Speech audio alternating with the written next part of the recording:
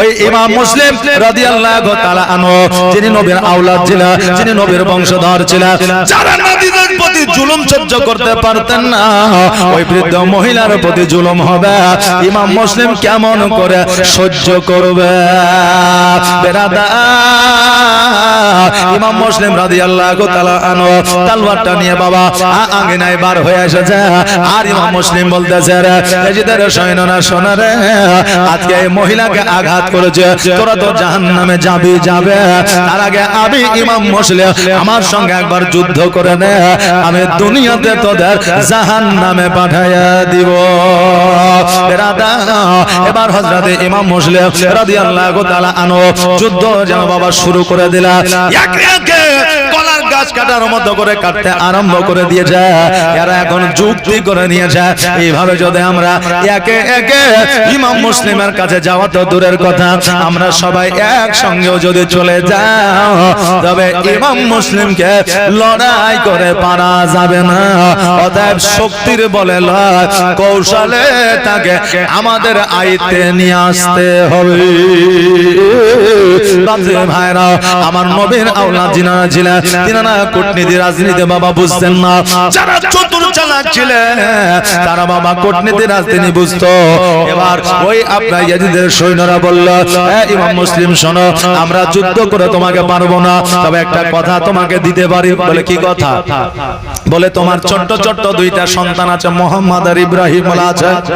বলে আমি কথা দিলাম, আজকে তুমি যদি আমাদের কাছে অ্যারেস্ট হয়ে যাও, যদি স্যালেন্ডার হয়ে যাও, যদি আমাদের কাছে আত্মসমর্পণ করো, আমরা কথা দিলাম তোমার দুই সন্তানকে এবং তোমাকে সোনার মদিনায় পৌঁছায়া দিব। ইমাম মুসলিম রাদিয়াল্লাহু তাআলা আনহু বলে, ইয়াজিদের সৈন্যরা শোনো রে, আমার নিজের জীবন বিলীন করে দেব, আমি তোমাদের কাছে আত্মসমর্পণ করব, কিন্তু তোমরা আমার দুর্বলতা মনে করিও না, আমি তোমাদের যুদ্ধে পারবো না এটা ভাবিও না।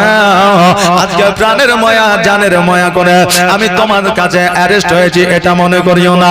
শুধুমাত্র আমার দুইটা সন্তান, মা হারা যাদের মা নাই, মায়ের স্নেহ মায়া মমতা পায় না, মায়ের আদর যত্ন পায় না, আজকে ওই সন্তান দুইটার জন্য আমি তোমাদের কাছে আত্মসমর্পণ করলাম।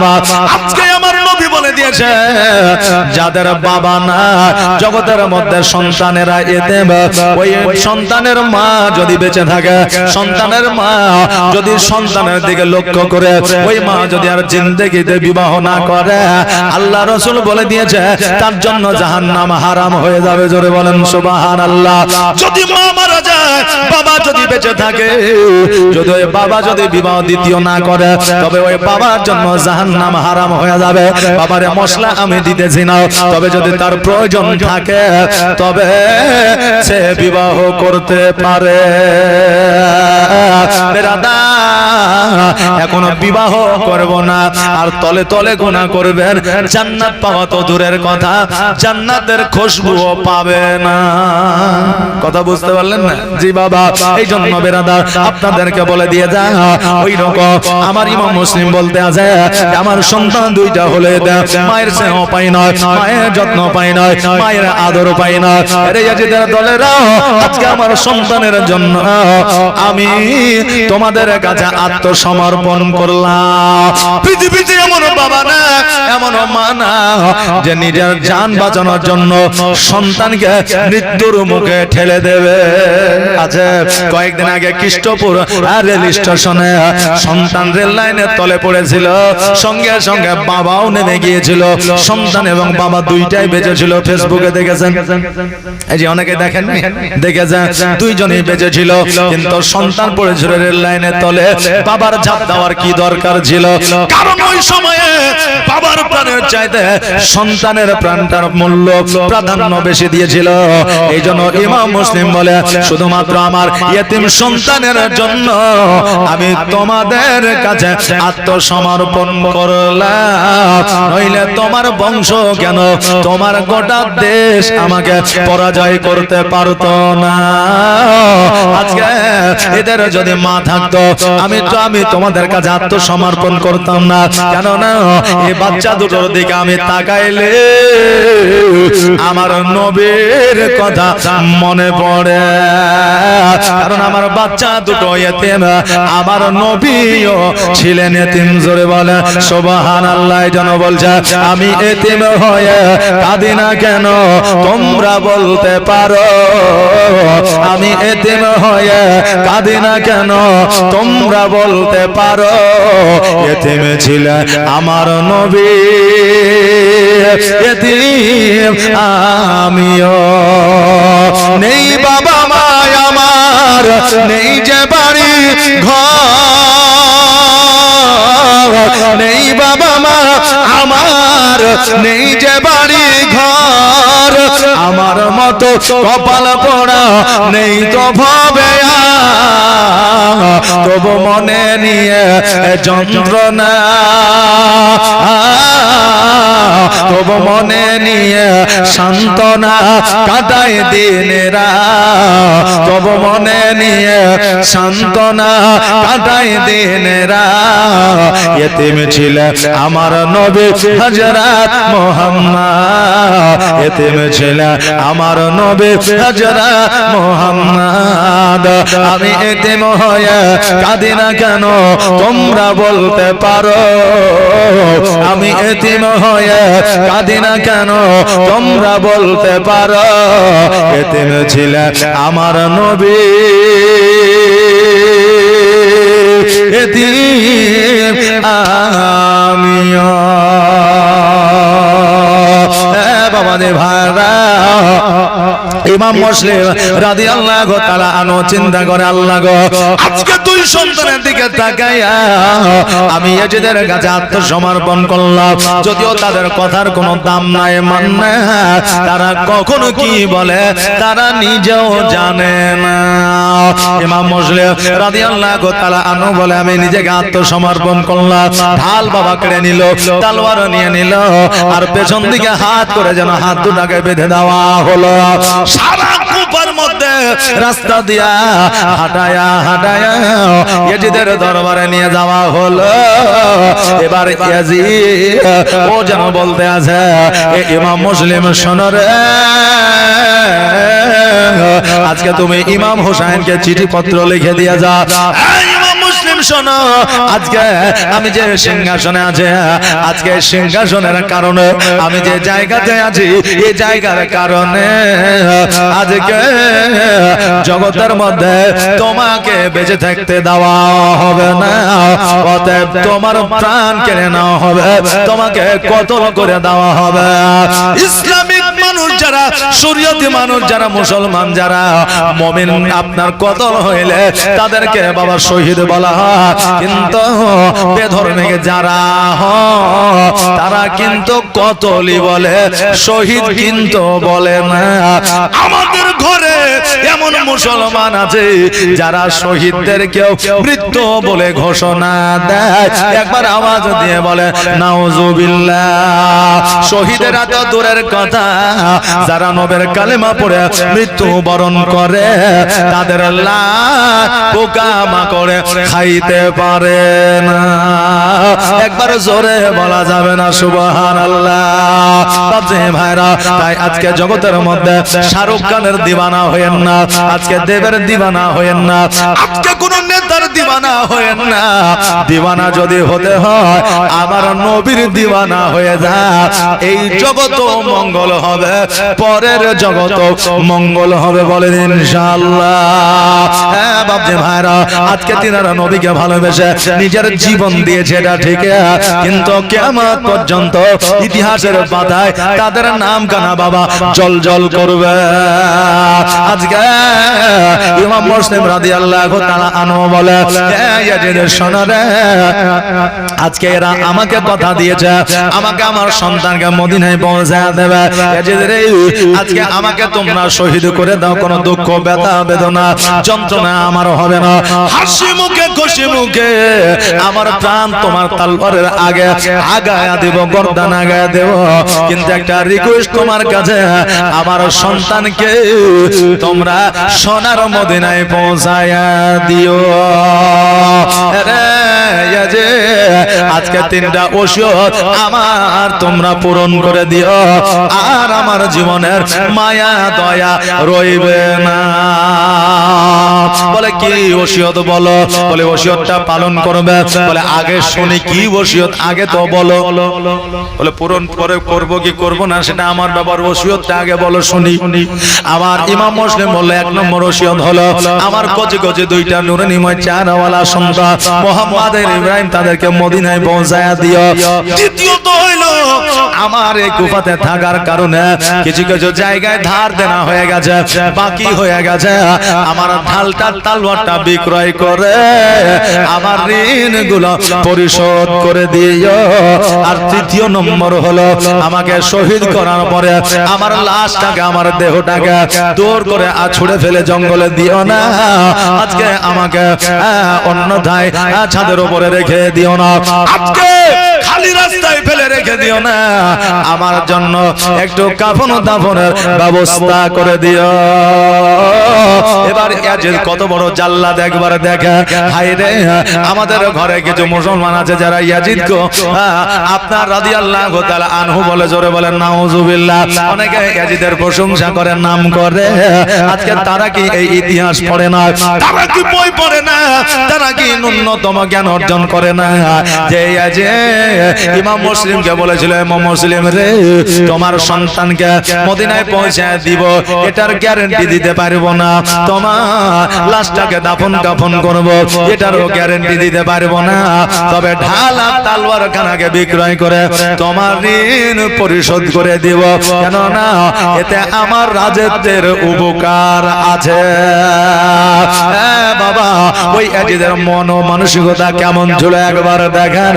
ইয়াজিদ বলল আর দেরি করা যাবে না, দেরি করা যাবে না, এই ইমাম মুসলিমকে ছাদের উপরে নিয়ে যা, আর নিয়ে যাওয়ার পরে তাকে শহীদ করে দে। ইমাম মুসলিম বলল এরা তো আমাকে কথা দিয়েছিল আমাকে সোনার মদিনায় পৌঁছায় দিবে, আমার সন্তানকে সোনার মদিনায় পৌঁছায় দিবে। ইয়াজিদ মেজকে হাসি দিয়া, শয়তানে হাসি দিয়া বলল ইমাম মুসলিম শোনো, তারা কথা দিয়েছে আমি তো কথা দিই নাই, কারণ তারা হইল শূন্য, তাদের কথার কোনো মূল্য নাই, এরা তো রাজা না, কারণ এদের কথা রাজার কাছে চলবে না। আমি যদি কথা দিতাম তবে তুমি বলতে পারতে, কারণ এদের কথার কোনো গুরুত্ব না। সৈন্যদেরকে অর্ডার দিল, সৈন্যরা যাও যাও ছাদের উপরে নিয়ে যাও, আর ছাদের উপরে নিয়ে যাওয়ার পরে আজকে ইমাম মুসলিমকে শহীদ করে দাও। বাবারে ছাদের উপরে নিয়ে যাওয়া হলো, হাত আর পা গুলোকে বাবা বেঁধে দেওয়া হলো। ইমাম মুসলিম করজনে আবেদন রাখে, ইয়াজিদের সৈন্যরা আজকে তোমাদের নবীকে কি মনে পড়ে না? নবীর কথাগুলো কি স্মরণে আসে না? আজকে নবীর আওলাদের প্রতি একটু দয়া মায়া কি হয় না? ইয়াজিদের সৈন্যরা আমি তোমাদের কাছে প্রাণের ভিক্ষা চাইব না, কেননা আজকে তোমরা মানুষের মতো মানুষ হইতে পারলা না, তোমাদের কাছে আমি প্রাণ ভিক্ষা চাইব না। অতএব শোনো রে, আমি আজকে অনেক সময় ধরে পিপাসায় রয়েছি, একটু পানি যদি আমাকে দাও, আমি পানিটা পান করে নিতে চাই, তারপরে আমাকে শহীদ করে দাও। এবার বাবা একে অপরে আলোচনা করলো, বলে পানি দিবি রে? তো বলছে শেষ সময় পানিটা দিয়ে দে, এমনি তো শহীদ হয়ে যাবে, শহীদ তো করেই দেবো, ছাড় তো দিব না, তো পানি একটু দিয়ে দে। লোটাতে করে পানি নিয়ে আসলো, পানি নিয়ে আসার পরে ইমাম মুসলিমের হাতটা বাবা ছেড়ে দেওয়া হলো। ওই সময়ে ইমাম মুসলিম রাদিয়াল্লাহু তাআলা আনহু তিনি যদি মনে করতেন আমি এখান থেকে চলে যাব, যুদ্ধ করে আমি এখান থেকে পার হয়ে যাব পারতে, কিন্তু পানিটা যখন বাবা পান করতে গেলে ওই বৃদ্ধ মহিলার বাড়িতে যে যুদ্ধ করেছিল, যুদ্ধের সময় ইয়াজিদের তলোয়ারে যেন একটা আঘাত গলার মধ্যে লেগেছিল, আর পানিটা যেমনই পান করতে যাবে অমনি যেন একটা কাশি বের হলো, আর কাশির সঙ্গে সঙ্গে রক্ত বের হইয়া ওই পানির মধ্যে যেন পড়ে গেল। আর ইমাম মুসলিম রাদিয়াল্লাহু তাআলা আনহু বুঝে নিলেন, বাবা আজকে এখান থেকে আমার হায়াত শেষ, দুনিয়ার পানি জগতের পানি আর আমার পান করা হবে না। আল্লাহ আমার জন্য হাউজে কাউসারের পানি নির্ধারিত করে ফেলেছে। জোরে বলেন সুবহানাল্লাহ। বাচ্চা ভাইরা, ওগো আমার মায়েরা, ইমাম মুসলিম রাদিয়াল্লাহু তাআলা আনহু বললেন, তোমাদের পানি নিয়ে যাও, পানি তোমাদের পান করব না, তবে একটা কথা তোমাদের বলে দিয়ে যা, এখনো পর্যন্ত আমাকে তোমরা শহীদ করো, কিন্তু তাতেও আমার রাগ নাই, তবুও তোমাদের সঙ্গে নিয়ে আমি জান্নাতে যাব, যদি আমার দুইটা সন্তানকে ইমাম হুসাইনের কাছে যদি পৌঁছে দিতে পারো। ইয়াজিদের সৈন্যরা বলল, না না, তোমার দুই সন্তান জগতের মধ্যে আর বেঁচে থাকবে না। এই কথা বাবা আলোচনা হতে আসে, এমন সময়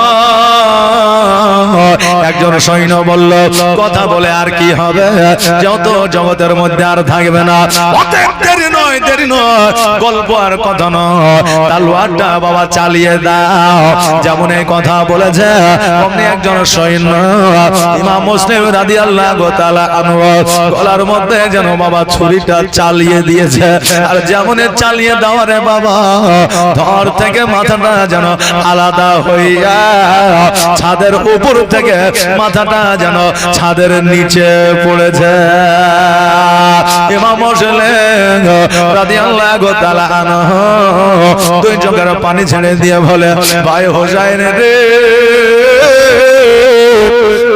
আজকে আমি কুফার খবরটা পরিপূর্ণ ভাবে না লইয়া আমি আজকে তোমাকে মদিনায় চিঠি পাঠিয়ে দিয়েছি, তবে গায়েবী আওয়াজ যদি তুমি পেয়ে যাও, কুফাতে আর আসিও না। তুই চোখের পানি ছেড়ে দিয়ে কান্দা। এখন আমার আপনার প্রশ্ন হইতে পারে, ধর থেকে মাথাটা আলাদা হয়ে গেল, তবুও কথা বলে, তবুও চোখ দিয়ে পানি ঝরে, কারণটাকে কেন না, কেন না আল্লাহর ওয়াস্তে জিনারা গর্দান দিয়ে দেয়, আল্লাহর ওয়াস্তে জিনারা প্রাণ দিয়ে দেয়, আল্লাহর ওয়াস্তে জিনারা বাবা শহীদ হয়ে যায়, তারা কখনোই বাবা মরে না। জীবনের বন্দে কালে আজরাইল আসিয়া সোনার জীবন যাবে রে লইয়া, এত যতনে জানে তুমি ঘরেতে রাখিলে, আর যাহার লাগি দুঃখ কষ্ট কতই না সহিলে, আর আজ তোমার ফাঁকি দিয়া গেল রে উড়িয়া সোনার জীবন যাবে রে লইয়া, কবর তোমার এ মাটির ঘর, মাটির বিছানে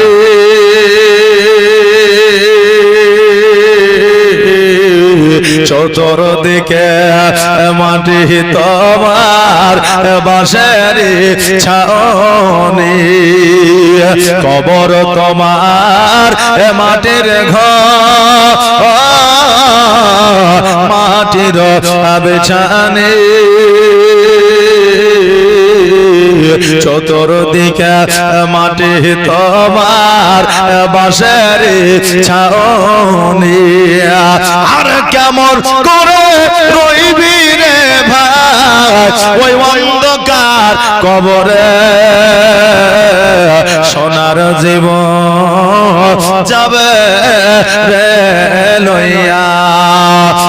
বাপরে ভাইরা আমার ভাইরা ইমাম মুসলিম রাদিয়াল্লাহু তাআলা আনহু দুই চোখের পানি ঝরাইতে ঝরাইতে ইহ জগৎ ছেড়ে যেন পর জগৎ গমন করলা একবার আওয়াজ দিয়ে বলেন ইন্না লিল্লাহি ওয়া ইন্না ইলাইহি রাজিউন এইদিকে কাজী শারের বাড়িতে ইয়া হযরত মুহাম্মদ আর হযরত ইব্রাহিম ইমাম মুসলিমের দুই সন্তান বাবা ঘুমায়ছিল আর যেমনে ঘুমায়া থাকতে থাকতে রে বাবা দুই ভাই হঠাৎ করে চমকে উঠে একে অপরকে দুই ভাবে জড়াইয়া ধরে হাও মাও করে যেন কাঁদতে লাগলো কাজী সারে চড়তে চড়তে আসিয়া সন্তানদের মুখে হাত দিল বাবা চুপে যাও চুপে যাও তোমাদের আওয়াজ যদি কাফেররা পেয়ে যায় তোমাদেরকে ধরে নিয়ে যাবে আর তোমাদেরকেও শহীদ করে দিবে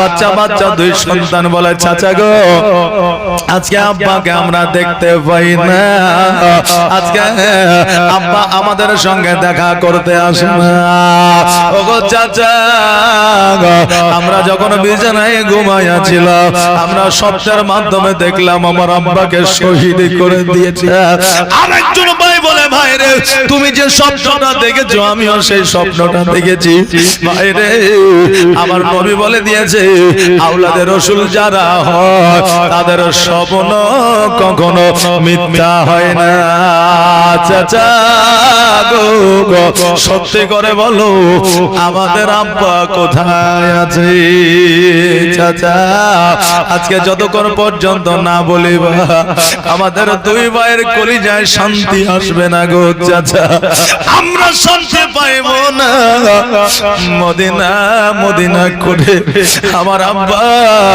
কতই না ইমাম হোসেনকে বাঁচানোর কারণে আজকে সারা কুফার মধ্যে ঘুরে যায় কুফা থেকে বার হইতে পারে নাই আমাদেরকে বার করতে পারে না ওগো চাচা একবার বলে দাও আমার আব্বা কোথায় আছে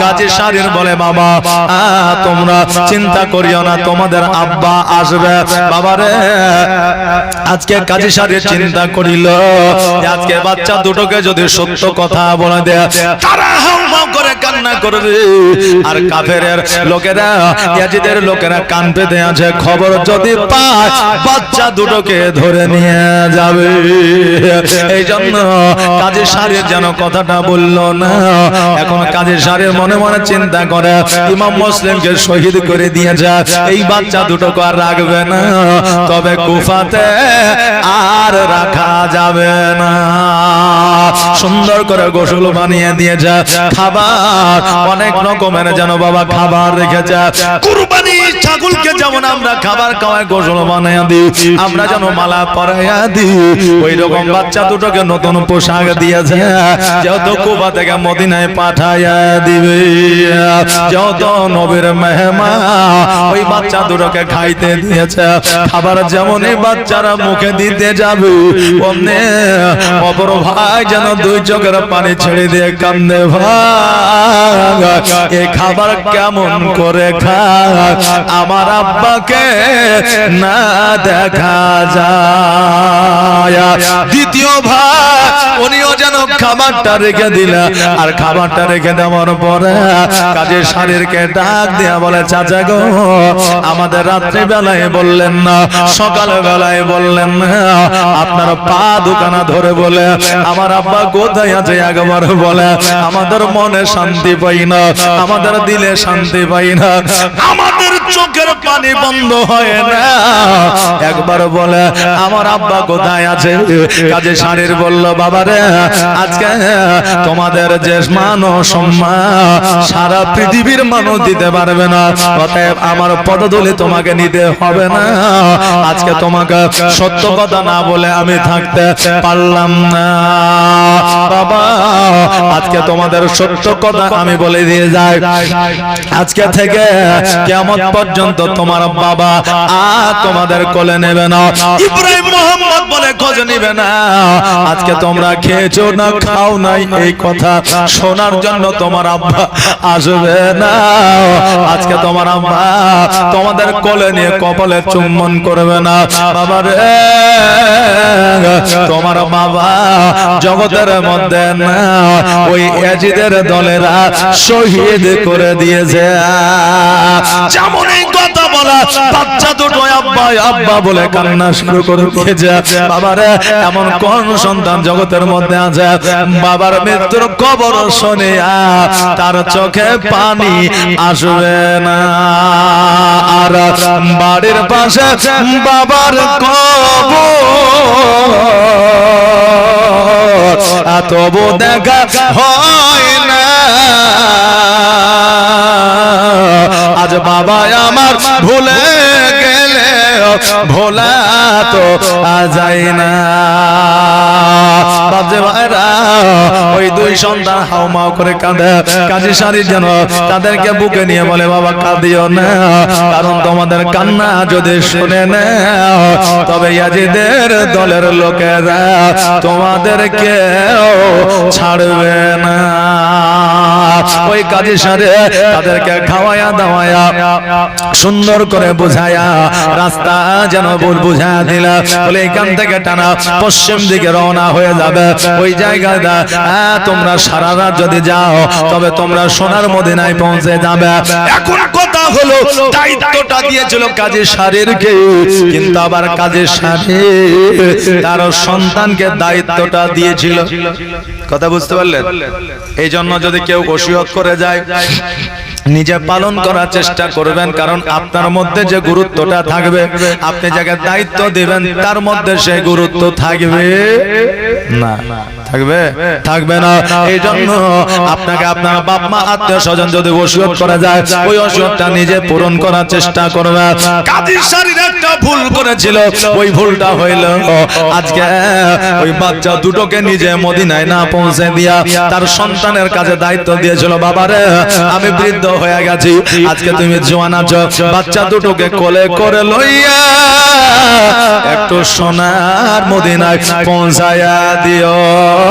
কিন্তু কাজী সারির সন্তান এবার ওই বাচ্চা দুটোকে নিয়ে চলতে আরম্ভ করলো।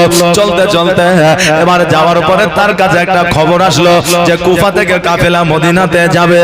ওই কাফেলার সঙ্গ যদি বাচ্চা দুটোকে ধরা দিতে পারে তবে আমার আর মদিনায় যাওয়া লাগবে না, বাচ্চারা অটোমেটিক মদিনায় পৌঁছায়া যাবে। এগুলোকে বলা হয় অলস। কি বলা হয়? অলস। এরা জিন্দেগিতে তারা কোনোদিন কোনো কিছু করতে পারবে না, ভবিষ্যতে তাদের আলো আসবে না, অন্ধকার হবে। যার মধ্যে পরিশ্রম না সে জিন্দেগিতে পপুলারিটি অর্জন করতে পারে না। ওই কাজী সারিরের সন্তান বাচ্চা দুটোকে বলল, ওই দেখার সামনে একটা জল জল করে লাইট জ্বলে, ওই লাইটটা আর কারণ নয়, ওটা হলো কাফেলার লাইট, আলো। ওই আলোটার সঙ্গ তোমরা নিয়ে না, তবে তোমরা সোনার মদিনায় পৌঁছায়া যাবে। আচ্ছা বলেন বাবা, আচ্ছা আমাদের সম্মুখে যদি মৃত্যুর খবর পাওয়া যায় কার মন ভালো থাকবে? থাকবে? আচ্ছা যদি এখনই এলান হয়ে যায় এই পাড়াতে যে আপনার বসনপুরে একটা বাঘ ঢুকে গেছে, যাকে পাচ্ছে তাকে ধরছে, আচ্ছা বলেন জালসাই লোক থাকবে? জি বলেন, জালসাই লোক থাকবে? বলে বাইচা যদি থাকে তো আবার জালসা হবে, তবে এই রাউন্ডে বাড়ি যায় নাকি? একটা বাঘের ভয়ে গোটা ব্লককে ব্লক পেরেশানিতে থাকবে, মুর্শিদাবাদ ডিস্ট্রিক্ট পর্যন্ত, বুঝলেন না? তো মরণের মরণ যখন আমাদের আপনাদের চোখের সামনে থাকবে তখন কি করব নিজেই খুঁজে পাবো না। কিন্তু নবীর আওলাদের মরণের কি ভয় ছিল না? তাদের মাথায় একটাই চিন্তা ছিল, কখন সোনার মদিনায় পৌঁছাবো আর আমার চাচা ইমাম হোসেনের কাছে খবরটা দেব যে কুফার মানুষ ভালো না, ভালো না। কিন্তু তাদের মরণের ভয় ছিল না। ইমাম হোসেনের কাছে খবরটা দেওয়া তাদের আসল উদ্দেশ্য ছিল। ওই কাজী শারীরের সন্তান বাচ্চা দুটোকে যখন একটা আলো দেখিয়ে দিল, ওই বাচ্চা দুটো ছুটতে আরম্ভ করলো। বাবারে, ছোট্ট ভাই বলে, ভাই আমি আর দৌড়াতে পারি না। এখন বড় ভাই বলে, আর একটু দৌড়াও, ওই লাইটের অনেকটা কাছে চলে এসেছি। কিন্তু বাবা লাইটের কাছে যাইতে পারে না। দেখবেন অনেক সময় আমরা যখন রাত্রে বেলায় চলি, চন্দ্র উঠে আকাশে, উঠে না? তা আমরা চললে দেখবেন চন্দ্রটাও মনে হচ্ছে চলছে, তাই কিনা? দেখবেন খালি মাঠের ওই পারে, যেমন এটা হলো বসন্তপুর, আমার বাড়ি শেখপাড়া, তো মাঝখানে শুধু মাঠ, তাই কিনা? এখন জল ট্যাঙ্কি এখান থেকে দেখা যায়, অনেকে হয়তো দেখতে পান জল ট্যাঙ্কি। তো জল ট্যাঙ্কির উপরে যদি একটা লাইট লাগিয়ে দেওয়া হয়, তো মনে হবে না যে শেখপাড়ায় আছে, মনে হবে যে আমাদের মাঠে আছে, দেখে ওই রকমই মনে হবে, তাই না? যে হ্যাঁ, তো বাচ্চা ছেলে ওই লাইট কোথায় জ্বলছে তারা জানে না, কিন্তু তারা মনে করছে এই লাইটটাই আমাদের ঠিকানা। তারা ভেবে নিয়েছে যেহেতু তাদেরকে লাইটটা আলোটা দেখিয়ে দিয়েছে, তোরা মনে করছে এই লাইটটাই আমাদের ঠিকানা। এই লাইটকে, এই আলোকে লক্ষ্য করে বাচ্চা দুটো ছোট বাচ্চা দৌড়াতে পারে না। কিন্তু বাবা রে, কিন্তু দৌড়ানো বন্ধ করলে হবে না। বাবা যে ভাইরা আমার, এইভাবে সারা রাত দৌড়া, কিন্তু তারা মনে করছে আমরা আর একটু হলে মদিনায় পৌঁছে যাব। কিন্তু তারা বাচ্চা ছেলে 6 বছর আর 7 বছরের সন্তান, ধাপটা বাবা কত বড় হবে, কত বড় হবে। আমি যদি এখান থেকে রোডের উপরে 1 মিনিটে যাই, তবে বাচ্চাদের লাগবে 17 মিনিট, না লাগবে না? আমি যদি এখান থেকে ভগবান গোলা যদি হেঁটে যাই 1 ঘন্টায় যাব। একটা বাচ্চা ছেলেকে যদি পাঠানো হয়, তবে এই বাচ্চাটা 10 ঘন্টায় যাবে, কারণ আপনার ধাপ আর 3টা ধাপ সমান, তাই কি না? হ্যাঁ, 3টা ধাপ সমান। ওই বাচ্চা মনে করেন একটু হইলে আলোর কাছে যাব, মদিনায় পৌঁছে যাব, কিন্তু বাবা 1 কিলোমিটারই যাইতে পারে না। এইদিকে মসজিদে আজান বাবা শুরু হয়ে যায়, আল্লাহু আকবার, আল্লাহু আকবার, আল্লাহু আকবার,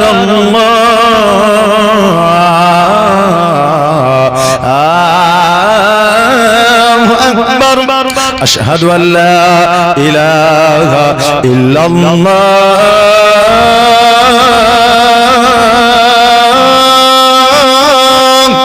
আশহাদু আল্লা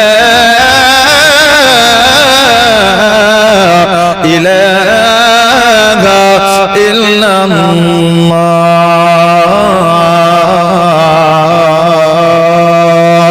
আসসালাতু খায়রু মিনান নাওম,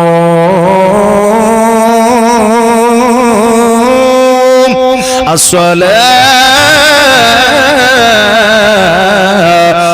খায়রু মিনান নাওম, আল্লাহু আকবার, আল্লাহু আকবার, লা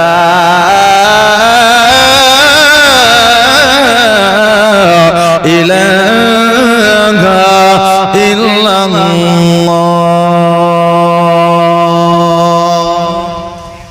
আজান সমাপ্ত হইল, ভাই বলতে যে ভাই আজান শেষ হয়ে গেল, এবার সকাল হতে চলেছে, এবার মানুষ আমাদেরকে দেখতে পাবে।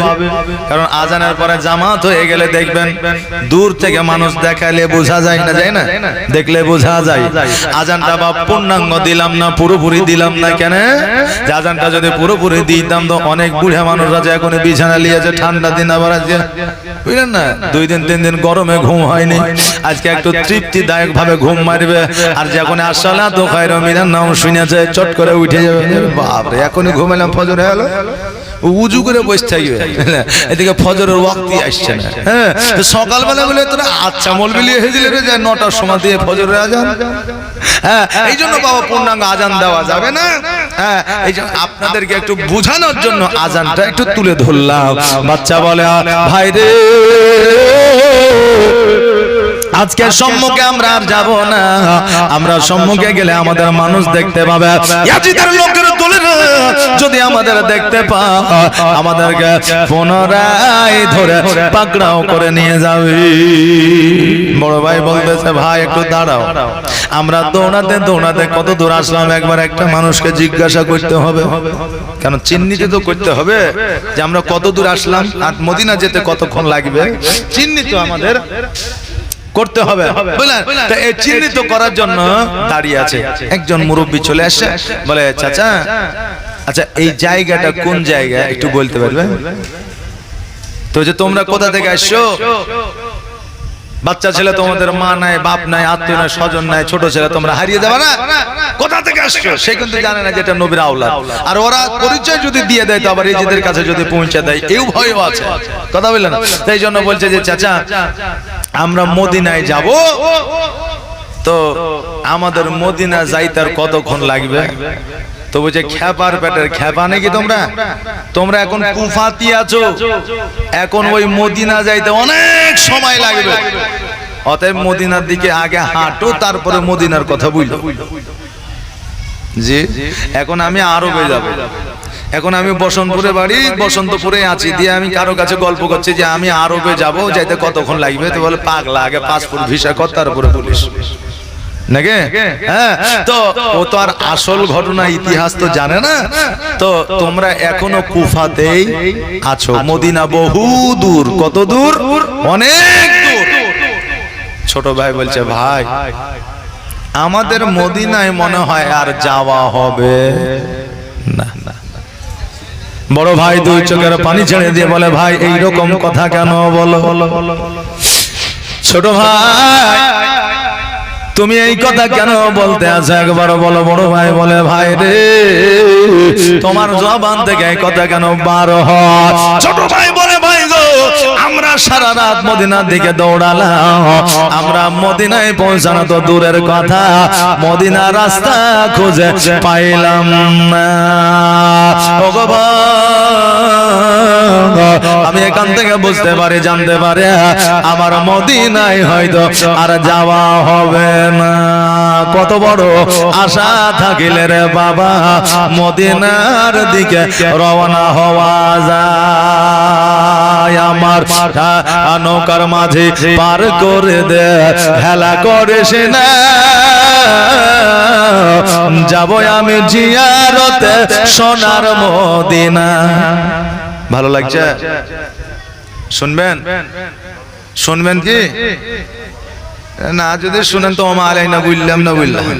সুবহানাল্লাহ। এই মা বোনেরা আপনারা আগে আসেন তো, এই খালি জায়গাটা পূরণ করেন। যদি শুনতে চান আগে আসেন। জি আসেন, চলে আসেন, আসেন। এই বহিন আসো, চলে আসো, আসো, অসুবিধা নাই, আমি গায়ের এই দেশেরই ছেলে। এই বাইরে যখন আসবে তখন আবার পেছনে চলে যাও, টেনশন নাই। আসো নাকি বলেন? সুবহানাল্লাহ। আসো মা বোনেরা একটু আগে আসেন, পেছনে জায়গা করে দেন, যেহেতু জায়গা দরকার আছে, প্রয়োজন আছে, আমার মা বোনদের একটু জায়গা করে দিতে হবে। কমিটির ছেলেদের বলবো মা বোনদের দিকে একটু লক্ষ্য রাখবেন। সুবহানাল্লাহ। ও মাঝি নৌকা ছেড়ে দে, ও মাঝি পাল তুলে দে, আরে হেলা করিস না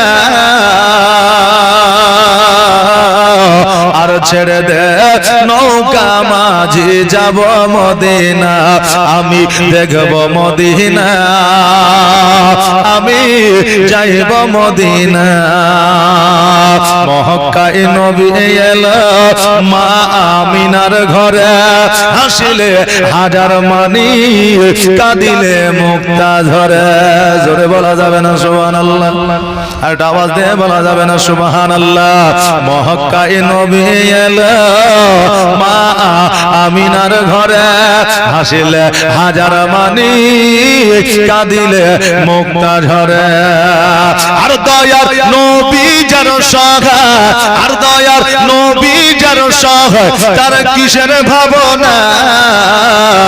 ছেড়ে দে নৌকা মাঝি যাব মদিনা, আমি দেখব মদিনা, আমি যাইব মদিনা, আমি যাইব মদিনা।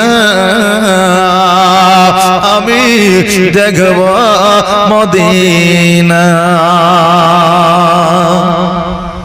এখন এই রকম গজলগুলো যখন বলি, অনেক নিউ জেনারেশনের ছেলেরা যারা বলে হুজুর গজলগুলো অনেকদিন শুনেছি কিন্তু এখনো ওই গজলগুলো শুনতে পাই, তার মানে কি বলে অন্য নতুনত্ব কিছু গজল চাই, বুঝলেন না?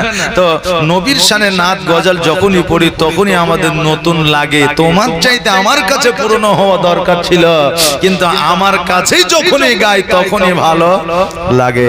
এখনকার ছেলেরা, এখনকার মেয়েরা জালসার মধ্যে অনেক সময় কিছু বাউল গান আর কিছু আপনার ফকিরি গান চয়েস করছে, বুঝলেন না, পছন্দ করছে। যদি বলতো নাকি বলেন সুবহানাল্লাহ। তবে বাবা সমাজ পরিবর্তনের কারণে যদি কেউ বলে থাকে তবে বলা যাবে, তবে সেই জায়গাতে যেন কোন রকম ভাবে বেয়াদবি না থাকে। আজকে আপনাদের বলে দিয়ে যায়, দুই ভাই আলোচনা করছে মদিনায় মনে হয় যাওয়া হবে না। বড় ভাই বলল ভাই রে চলো আমরা গাছের উপরে উঠে যাব, আমরা সারাদিন গাছের উপরে থাকবো, নিচে দিয়ে মানুষ চলাফেরা করবে, আমাদের দেখতে পাবে না। আবার যেমন সন্ধ্যা হয়ে যাবে আমরা মদিনার দিকে রওনা হয়ে যাব। আরে ওই বাচ্চা দুটো গাছের উপরে আছে, কিন্তু ওই বাচ্চা দুটো গাছের বেশি উপরে যাইতে পারবে না, একটু গাছের নিচে আছে। তারা মনে করছে আমরা অনেক উপরে আছি, তাদের ভাবনা, তাদের চিন্তা, জি বুঝলেন না, তাদের ভাবনা চিন্তা যে আমরা অনেক উপরে আছি, কিন্তু বেশি উপরে নাই। বেরাদার একজন মা একজন কন্যা পুকুরে পানি নেওয়ার জন্য এসেছে, যেমন বাবা লোটাতে পানি নিতে যাবে, ওই বাচ্চা দুটো গাছের উপরে বসে আছে, পানির মধ্যে আয়নার মতো জলজল করে ওই বাচ্চা দুটোর চেহারা দেখা যাচ্ছে। বাচ্চা দুটোকে লইয়া যেন বাবা এবার বাড়ির দিকে নিয়ে যাবে চিন্তা আজা। বাচ্চা দুটোর দিকে তাকায়া দেখছে, এবার এক ভাই অপর ভাইকে জড়াইয়া ধরেছে, বলে ভাই আমাদের আর কোন রকমের ছাড় না। মহিলা বলছে বাবা নিচে আসো, তোমরা কে গো, এত সুন্দর চেহারা নিয়ে তোমরা গাছের উপরে বসে আছো। বাচ্চা দুটো বলে মা গো আমরা বাপ আর মা হারা দুই সন্তান মদিনা থেকে কুফায় এসেছিলাম, আমার আব্বাকে শহীদ করে দিয়েছে, আমাদেরকে শহীদ করার জন্য খুঁজতেছে, তবে মা কাগজে মিনতি করে বলে আমাদের দুই ভাইকে ইয়াজিদের হাতে উঠাইয়া দিও না। ওই মহিলা বলে আমিও নবী প্রেমী, আজকে তোমাদেরকে আমি নিয়ে গিয়ে বাড়িতে রাখবো লুকাইয়া, এই জায়গায় যদি তোমরা থাকো তবে তোমাদের প্রতি জুলুম হবে, ইয়াজিদের কাছে পৌঁছায় দিবে, তবে বাবা আমার বাড়িতে সেফ থাকবে, আমার বাড়িতে তোমরা সুস্থ থাকবে, চলো। তবে বিশ্বাস করতেও পারে না, আবার না বিশ্বাস করলেও কোনো রাস্তা পাওয়া যায় না। এবার বাচ্চা দুটো গুটি গুটি করে আপনার নামলেন, আর নামার পরে আজকে ওই বাচ্চা দুটোকে ওই মা বাড়িতে নিয়ে গিয়ে গোসল বানায় দিলা, খাবার খাইয়ে দিলে, খাবার খাইয়ে দেওয়ার পরে চাদর গায়ে দিয়া বাচ্চা দুটোকে যেন বাবা ঘুম পাড়াইয়া দিলেন। আরে আমরা যদি নবীর আওলাদ পাইতাম আমরাও সুন্দর ভাবে শুয়াইয়া দিতাম, বলেন ইনশাআল্লাহ।